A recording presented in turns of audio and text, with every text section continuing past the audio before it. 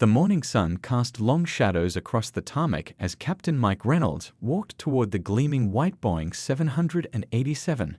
His weathered face, marked by laugh lines around his eyes, reflected his 30 years in the cockpit.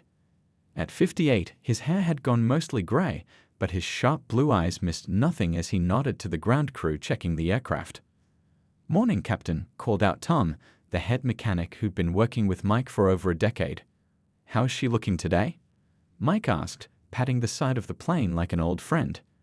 "Tip-top shape, as always. Weather's clear all the way to London." Mike smiled and continued his walk around the aircraft. This pre-flight ritual was something he never skipped, no matter how many thousands of times he'd done it before. Some of the younger pilots tease him about it, but old habits from his Air Force days died hard. Those habits had saved lives more than once. Inside the airport terminal, passengers for Flight 2187 from New York to London were lining up at Gate 42. Business travelers tapped away on laptops, families wrangled excited children, and tourists chatted about their upcoming adventures in England. None of them knew their pilot had once landed a damaged fighter jet with one engine in the middle of a sandstorm. To them, he was just the voice that would occasionally come over the intercom during their journey. Mike entered the cockpit and settled into the left seat, running his fingers over the familiar controls. His co-pilot, Dave Chen, was already there, going through the pre-flight checklist. "Ready for another boring flight across the pond?"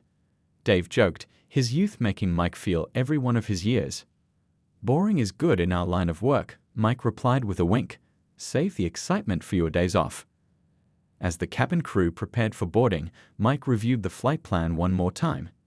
New York to London was a route he could practically fly blindfolded, but he never cut corners. His former commander's words still rang in his ears after all these years.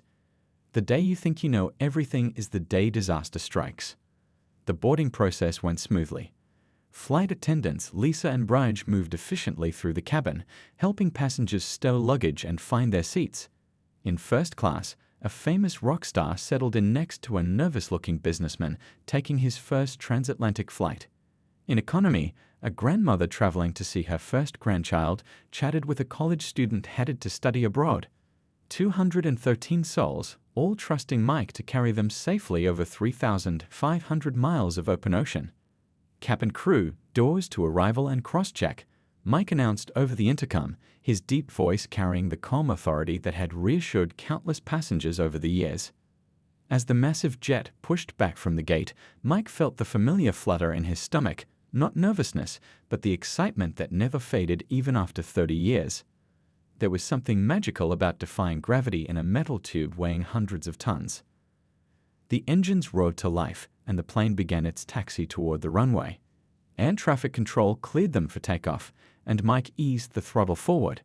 The Boeing gathered speed, racing down the runway until the moment came to pull back on the yoke. The gentle pressure as the aircraft lifted off the ground and climbed into the clear blue sky still gave Mike a thrill. "Flight 2187, you are cleared to climb to 35,000 feet. Have a good flight," the tower controller said.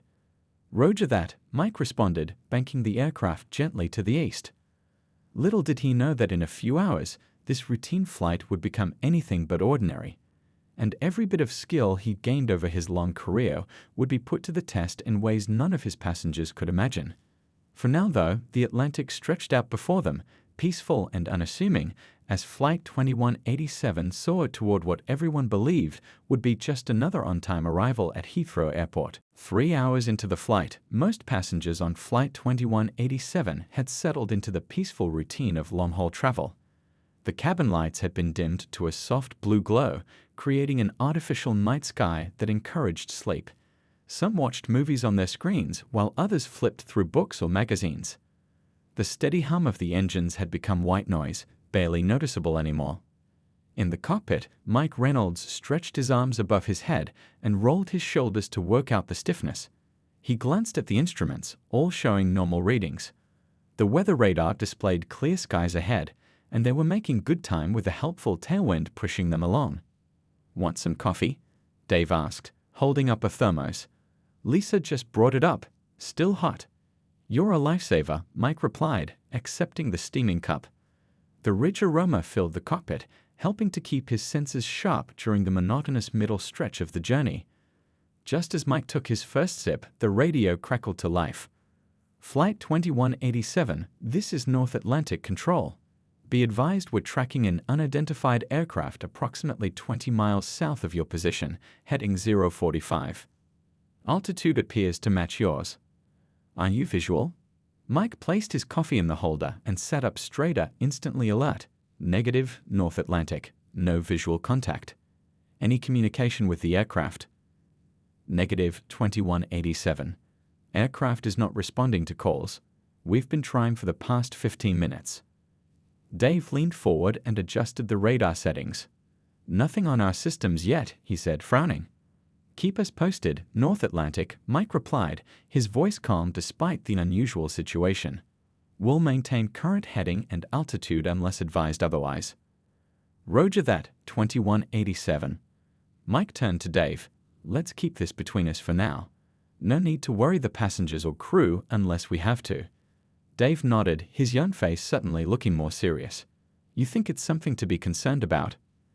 Probably not, Mike said, though his gut feeling told him otherwise. Could be a private jet with radio problems. Happens sometimes. For the next 20 minutes, they flew on, occasionally scanning the horizon for any sign of the mystery aircraft. The cabin crew continued serving drinks and collecting trash, unaware of the potential situation developing. The radio came to life again. Flight 2187, North Atlantic Control. Unidentified aircraft has altered course. It appears to be on an intercept trajectory with your flight path. We recommend immediate course change to heading 020. Mike felt a cold weight settle in his stomach. This was no longer a coincidence or a technical issue. He exchanged a quick glance with Dave before responding. Roger that, North Atlantic. Changing heading to 020.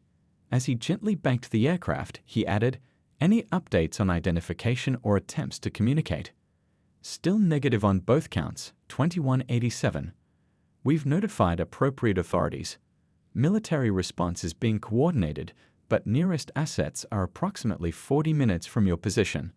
40 minutes. A lot could happen in 40 minutes at 550 miles per hour. There. Dave suddenly pointed to the radar screen where a small blip had appeared, moving fast toward their position. Got them on radar now. Mike made a quick decision. I'll handle the flying. You keep trying to contact them on all frequencies and get Lisa up here quietly. We need to brief the senior cabin crew. As Dave reached for the intercom, Mike scanned the instruments once more. The Boeing 787 was a technological marvel, but it wasn't designed for evasive maneuvers. If this turned into something more than a simple airspace violation, his options would be limited. Lisa appeared at the cockpit door moments later, her usual smile replaced with a look of concern when she saw their faces. We have a situation, Mike said, keeping his voice steady.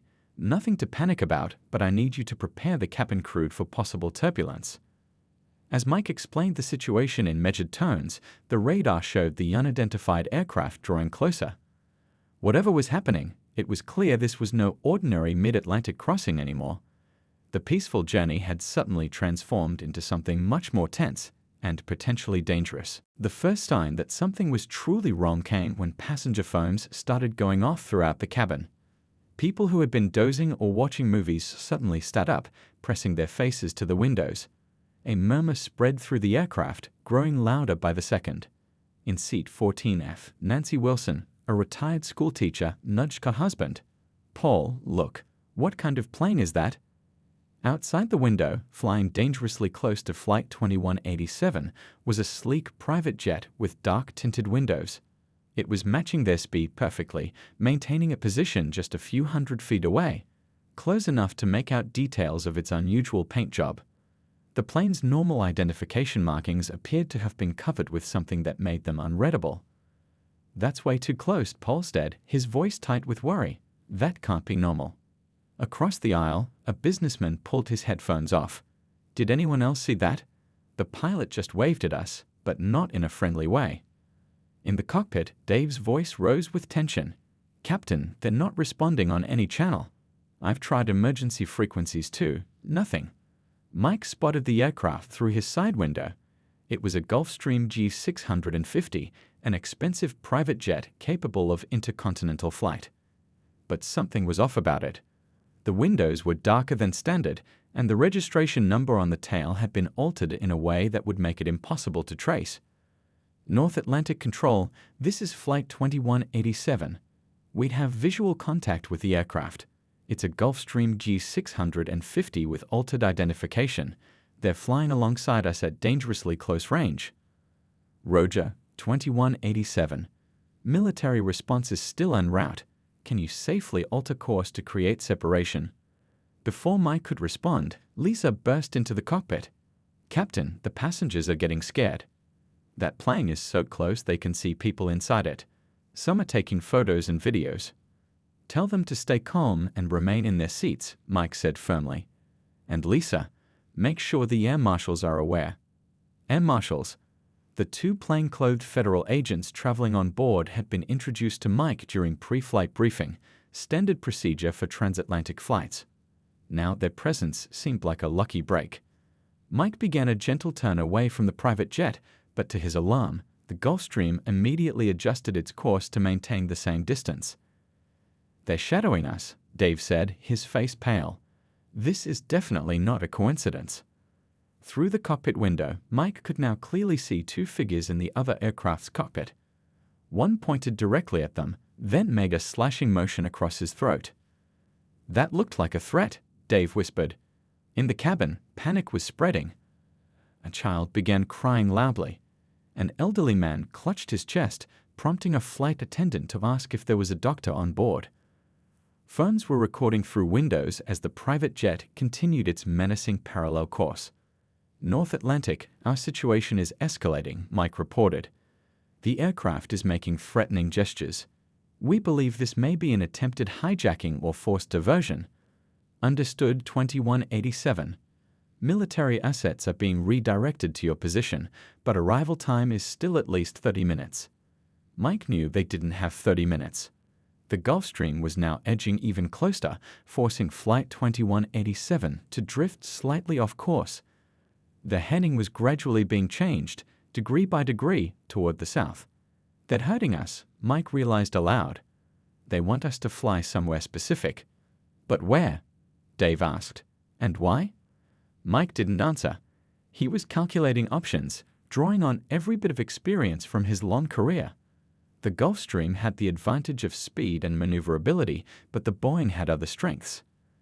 A sudden jolt rocked the aircraft as the Gulfstream dropped slightly below them, creating turbulence that shook the massive passenger jet. Screams echoed from the cabin. That was deliberate, Mike said, his jaw tight. They're showing us they're in control. In that moment, Captain Mike Reynolds made a decision. He hadn't spent 30 years in cockpits, including combat missions in hostile airspace, to be pushed around by whoever these people were. Dave, get on the PA system. Tell everyone to secure themselves immediately. Full seatbelts, tray tables up, everything stowed. What are you going to do? Dave asked, reaching for the announcement switch. Mike's eyes narrowed as he watched the Gulfstream's next approach. I'm going to show them they picked the wrong pilot to mess with. Attention all passengers, this is First Officer Dave Chen speaking. We're experiencing some unusual air traffic. Please return to your seats immediately and fasten your seatbelts securely. Stow all loose items and bring your seats to the upright position. The calm in Dave's voice didn't match the tension in the cockpit. As he made the announcement, Mike was already running through his options. The Gulfstream had positioned itself so that any standard evasive maneuver would be ineffective. It was like a game of aerial chess, and Mike needed to think several moves ahead. Lisa, Mike called to the senior flight attendant who was still standing in the cockpit doorway. Make sure everyone is secured, then get the air marshals up here. I want to brief them on what might happen next. Yes, Captain, she replied, her face showing concern but her voice steady. Years of training had prepared her for emergencies, though nothing quite like this. Mike turned to Dave. Keep taking pictures of that aircraft. We need evidence of what they're doing. As Dave grabbed a camera from the emergency kit, Mike reached out to air traffic control again. North Atlantic, this is Flight 2187.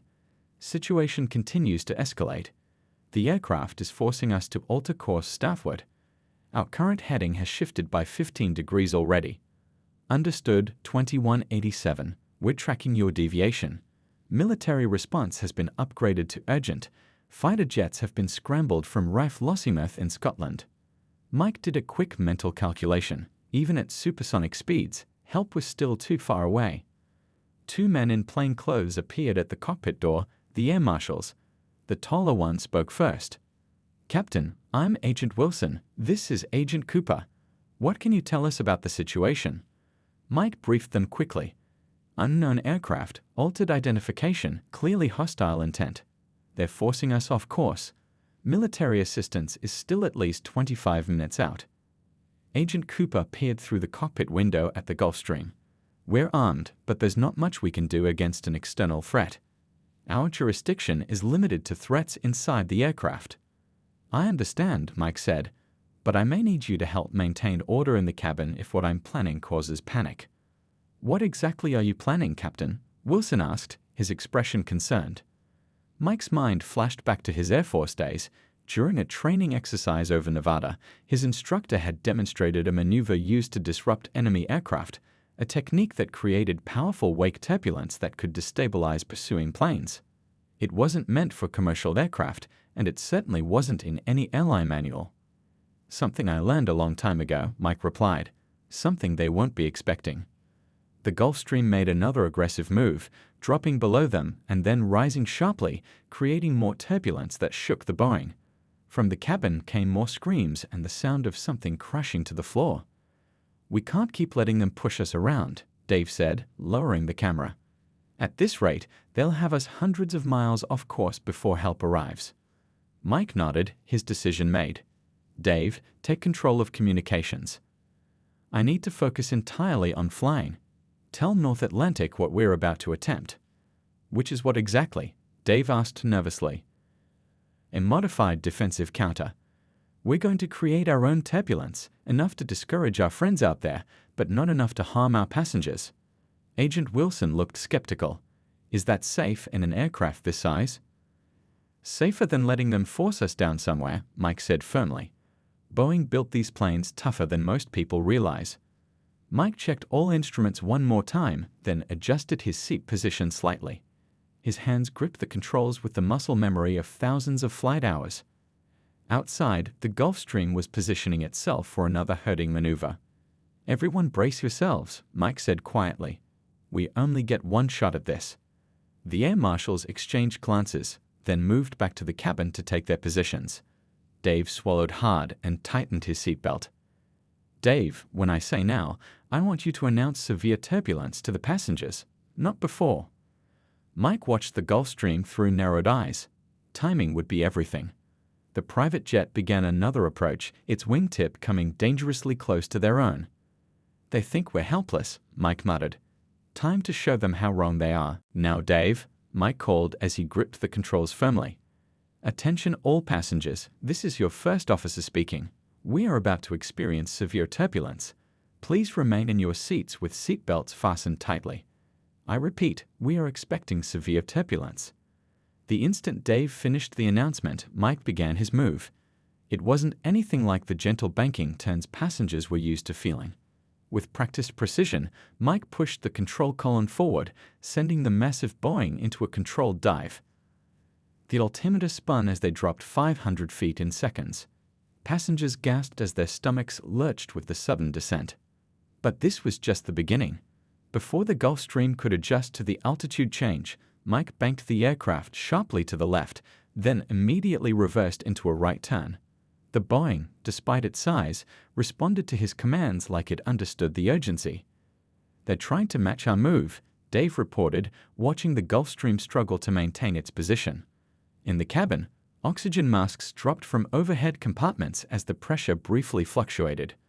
Flight attendants called out rehearsed instructions, their voices steady despite the chaos. A baby wailed somewhere in economy class. A businessman's laptop slid from his tray table despite the warning, crashing into the aisle. Mike wasn't done. As the Gulfstream pilot attempted to reposition, Mike executed the key part of his maneuver, a rapid roll that no commercial pilot would normally attempt. The Boeing tilted at an angle that made the ocean visible through the right side windows. Then he quickly leveled out before pushing into another dive, dropping another 500 feet. This sudden combination of movements created exactly what Mike had intended, a massive wake vortex, invisible but incredibly powerful. The spiraling cone of disturbed air shot backward from their wings, directly into the path of the pursuing Gulfstream. Through the cockpit window, Mike and Dave watched as the smaller jet hit the turbulent air. The effect was immediate and dramatic. The Gulfstream bucked wildly, tossed about like a toy in a powerful airstream. Its wings dipped violently from side to side as the pilots fought for control. "Got you?" Mike whispered, smoothly bringing their own aircraft back to level flight. In the cabin, passengers who had been looking out their windows gasped and pointed. They could see the private jet spinning away, caught in the invisible force of disturbed air. "Ladies and gentlemen," Dave announced, unable to keep a hint of triumph from his voice, "the turbulence should be subsiding now. Please continue to keep your seatbelts fastened." Mike stabilized the Boeing at their new altitude of 34,000 feet, checking all systems. Despite the unconventional maneuver, the aircraft was performing perfectly. "North Atlantic Control, this is Flight 2187, Mike reported. We have executed an emergency avoidance maneuver and are now stabilized at flight level 340. The pursuing aircraft has been deterred." "Roger that, 2187. We observed your altitude and heading changes. Are you declaring an emergency?" Mike glanced at the instruments. All readings were normal, and the Gulfstream was now visible in the distance, flying unsteadily but moving away from them. "Negative on the emergency, North Atlantic. Aircraft is functioning normally. Request permission to return to our original course and altitude." "Permission granted, 2187. Fighter escort is still inbound, ETA 18 minutes. As Mike began a gentle climb back to their assigned altitude, Lisa appeared at the cockpit door, her uniform slightly disheveled but her composure intact. "Captain, what should I tell the passengers?" "They're shaken up but okay. No injuries reported." Mike thought for a moment. "Tell them we encountered unexpected clear air turbulence and had to make an avoidance maneuver. Technical details aren't necessary right now." Lisa nodded and returned to the cabin. Dave was still watching the Gulfstream through binoculars. "They're maintaining distance now," he reported. "Looks like they got the message." Mike allowed himself a small smile. Some lessons need to be taught the hard way. "That was incredible flying," Dave said, shaking his head in amazement. "I've never seen anyone handle a 787 like that. Where did you learn to do that?" Mike's mind flashed back to desert skies and fighter jets screaming through combat training exercises. Let's just say my previous employer had a different kind of flight training program. Outside, the Atlantic stretched peacefully below them once again as Flight 2187 returned to its proper course. But the mystery of who was in that Gulfstream and what they wanted remained unsolved. 20 minutes after Mike's defensive maneuver, two RAF Typhoon fighter jets appeared alongside Flight 2187. The sleek military aircraft flanked the Boeing, one on each side, close enough for passengers to see the pilots give reassuring thumbs-up signals through their cockpit canopies. "Flight 2187, this is Raptor, leader of the Royal Air Force. We'll be your escort for the remainder of your journey to British airspace. The unidentified aircraft has left radar coverage heading south. You're clear now." "Much appreciated, Raptor leader," Mike replied, feeling the tension in his shoulders finally begin to ease.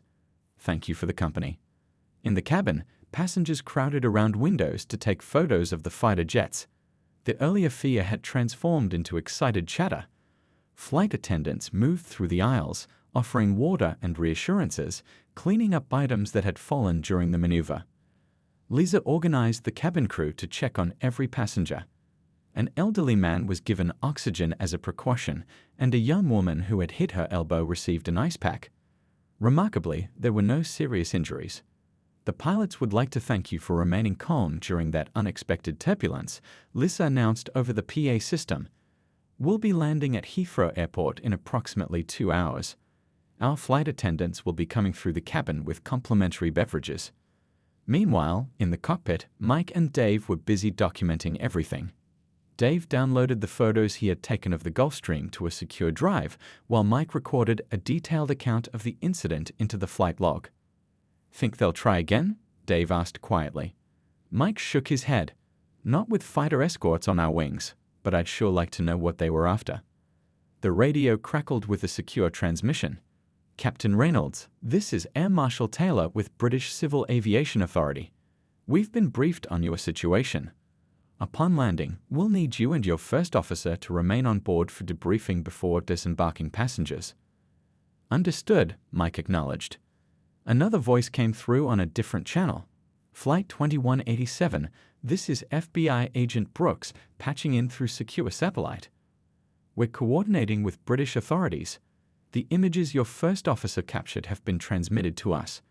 We've identified partial registration numbers that may help us track the aircraft." For the next hour, the flight continued under escort. Passengers gradually settled back into their routines, though many kept glancing nervously out windows. The two fighter jets remained visible, their presence both reassuring and a reminder of the unusual danger they had faced. Paul Wilson, the retired teacher's husband, made his way to the front of the cabin where Lisa was organizing meal service. "Excuse me," he said quietly. "That wasn't just turbulence, was it? I saw that other plane through my window. It was trying to force us off course." Lisa hesitated, weighing how much to reveal. "Sir, I can assure you that Captain Reynolds has the situation completely under control. There will be a full explanation after we land." Paul nodded. That move he pulled was incredible. "I flew small planes for 30 years, and I've never seen anything like it. When we land, I'd like to shake his hand." In the cockpit, Mike received an update from Air Traffic Control. "Flight 2187, we've tracked the unidentified aircraft to Portuguese airspace, where it disappeared from radar. Authorities there have been notified." Some kind of stealth technology, Dave wondered. "Or they landed at an unregistered airstrip," Mike suggested. "Either way, they're professionals. This wasn't random." As they began their initial descent toward London, Mike thought about the passengers behind him minus 213 people who had trusted him with their lives. They'd never know how close they had come to being forced off course to who knows where. "Captain," Dave said, interrupting his thoughts, "Air Traffic Control reports we've become something of a sensation. Apparently, several passengers live-streamed the fighter escort on social media. There are news crews waiting at Heathrow." Mike groaned. "Great, just what we need." "You're about to be famous," Dave grinned. "The pilot who pulled off the impossible." "I was just doing my job," Mike replied, though he couldn't help feeling a small swell of pride. Below them, the English coastline appeared through breaks in the clouds. They had made it to safety. But the mystery of the Gulfstream and its intentions remained unsolved for now. The landing at Heathrow was smooth despite the gusty crosswinds that often challenged pilots there. As the massive Boeing taxied toward the terminal, Mike could see the flashing lights of police vehicles and what looked like a small army of officials waiting on the tarmac. "Ladies and gentlemen, welcome to London Heathrow Airport," Mike announced over the PA system. "Local time is 4:42 p.m. We've been asked to park at a remote stand rather than at the terminal. Transportation will be provided to take you to the main building. We appreciate your patience." Confused murmurs spread through the cabin. Through the windows, passengers could see news vans with satellite dishes and reporters setting up cameras at the edge of the restricted area. As the aircraft came to a stop and the engines wound down, a team of officials boarded immediately. Men and women in various uniforms, British aviation authorities, airport security, and police filled the forward galley area. A tall woman in a navy suit approached Mike as he emerged from the cockpit. "Captain Reynolds? I'm Inspector Helen Porter, Civil Aviation Authority. Quite an eventful flight you've had." "That's putting it mildly," Mike replied, removing his captain's hat and running a hand through his graying hair. For the next hour, while passengers remained seated and increasingly restless, Mike and Dave were interviewed separately, giving their accounts of the incident. The photos Dave had taken were transferred to secure tablets and studied by serious-faced officials who spoke in hushed tones. Finally, the passengers were allowed to disembark via mobile stairs rather than the usual jetway, boarding buses that would take them to the terminal. Many stopped to shake Mike's hand or pat his shoulder as they passed. My grandson recorded the whole thing, an elderly woman told him, squeezing his arm. You saved us all. Just doing my job, ma'am, Mike replied with a tired smile. 3 days later, Mike sat in a wood-paneled conference room at the headquarters of the International Air Transport Association in Geneva. Across from him were aviation officials from 6 countries, along with representatives from Boeing and several airlines. Captain Reynolds, began the IATA director, the information discovered as a result of your actions has led to a major international investigation. The aircraft that approached you has been identified as part of a sophisticated operation targeting commercial flights. A man in a dark suit that screamed government agent tapped on a laptop, bringing up images on the large screen. The organization has been forcing commercial aircraft to land at remote airstrips where cargo holds are quickly emptied of valuable shipments, everything from cash and gold to pharmaceuticals. Your flight was carrying diplomatic pouches with sensitive materials. We believe they use signal jammers to block communications and sophisticated equipment to alter navigation systems, another official added. Your unconventional maneuver caught them completely off guard. Later that evening, the action moved to a formal ceremony hastily arranged in the IATA headquarters main hall. Mike stood uncomfortably in his dress uniform as airline officials and aviation authorities took turns praising his quick thinking and exceptional skill. The FAA representative stepped forward with a small box. Captain Michael Reynolds, it is my honor to present you with the Aviation Distinguished Service Medal for your extraordinary actions that saved Flight 2187 and exposed a threat to international aviation security. Mike accepted the medal with a nod, uncomfortable with the attention but proud of what he'd accomplished. As camera flashes popped around him, he thought about how close it had been, how differently things might have ended if he hadn't remembered that old Air Force maneuver. The ceremony concluded with the announcement that the defensive flying technique Mike had used would be incorporated into pilot training programs worldwide under the official name Dynamic Wake Defense Procedure. But within aviation circles, pilots were already calling it something else, the Reynolds move. 2 weeks after returning to New York, Mike was back in uniform, walking through the airport toward another Boeing 787. He nodded to the ground crew, patted the plane's fuselage, and climbed the stairs to the cockpit. A young pilot was already there, looking at him with barely concealed awe. It's an honor to fly with you, Captain Reynolds. Mike smiled as he settled into his seat. Just another day at the office. Let's get these people home safely, shall we? Outside his window, the morning sun glinted off the plane's wing. The sky was clear, the horizon wide open, just the way he liked it.